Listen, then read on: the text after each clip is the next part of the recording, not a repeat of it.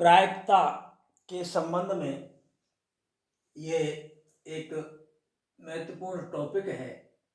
कक्षा 12 में बैज प्रमेय, इस पर आधारित प्रश्न आने की संभावना बनी रहती है। ये क्या है, इसको प्रश्नों से पहले इसे समझ लीजिए। बैज प्रमेय कब इस्तेमाल होती है और ये क्या है। तो कोई प्रतितल समिष्ट S है और इसके अंतर्गत कुछ घटनाएं E1, E2, E3 से लेकर En कई हो सकती है। इनकी संख्या इस तरह से है कि वो निशेष है और अपवर्ज्य है। निशेष से तात्पर्य होता है इन सभी घटनाओं का जो यूनियन है, यानी इन सभी घटनाओं के अवयवों को एक ही समुच्चय में लिख दें तो वो S के बराबर हो जाता है। ऐसी घटना निशेष होती है। तो जब किसी प्रतितल समिष्ट की इस तरह की घटनाएं घटित होती हैं जिनका यूनियन S हो, दूसरी पहचान इनकी अलग अलग प्रायिकताओं का योग 1 हो जाता है, ऐसी घटनाएं निशेष होती हैं। अपवर्ज्य वो होती हैं जिनमें कुछ कॉमन ना हो, आपस में इनमें कुछ कॉमन नहीं है, तो वो घटना निशेष होती है। तो इस तरह की घटनाएं जब किसी प्रतितल समिष्ट से ली गई होती हैं और वो यदि घटित हो रही हैं तो हमें नजर रखनी है कि कोई एक ऐसी घटना घटित होती है E। ये ऐसी घटना है E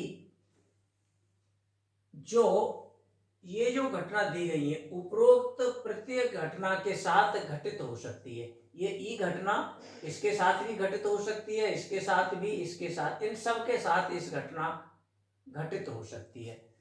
घटना कोई किसी दूसरी घटना के साथ कब घटित होती है, इसकी पहचान होती है कि इनका इंटरसेक्शन, E का और E1 का इंटरसेक्शन 5 नहीं होना चाहिए, यानी कुछ न कुछ अवयव कॉमन होना चाहिए। ऐसे ही E और E2 इनका भी कोई न कोई अवयव कॉमन होना चाहिए। तो जिन घटनाओं के अवयव कॉमन होते हैं वो एक साथ घटित हो सकती हैं, तो ऐसी घटना E है।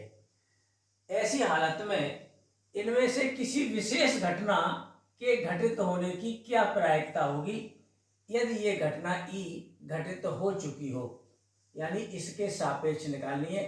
जैसे E1, E2, E3, En में से कोई विशेष घटना I नाम की है, इसकी क्या प्रायिकता है यदि E घटना का घटित होना दे रखा है, पहले से दिया हुआ है, तो उसको बटे में लिखते हैं।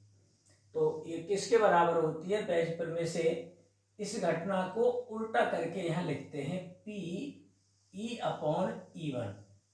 EI I है तो EI और इनटू एक अलग से इसकी प्रायिकता I की, अपॉन यहाँ 1 से शुरू करते हुए P E upon E1 into P E1। अब E2 आएगा E upon E2 P E2। अब E3 आएगा, E4 आएगा, ये लास्ट तक En तक चलता रहेगा। तो इस तरह की कई घटनाओं में से किसी विशेष घटना के घटित होने की प्रायिकता निकालेंगे, जबकि ये जो E घटना है ये घटित हो चुकी है, अर्थात इसका घटित होना दे रखा है। दे रखे का मतलब होता है उसको बटे में लिखते हैं। इस तरह से ये बैज प्रमेय इस्तेमाल होगी। इसका उपयोग जब करेंगे तब देखेंगे इस व्यवहार में ये किस तरह के इस पर आधारित प्रश्न हो सकते हैं। इस वीडियो के तुरंत बाद हम उन्हीं प्रश्नों को कराएंगे जो इस प्रमेय पर आधारित होंगे।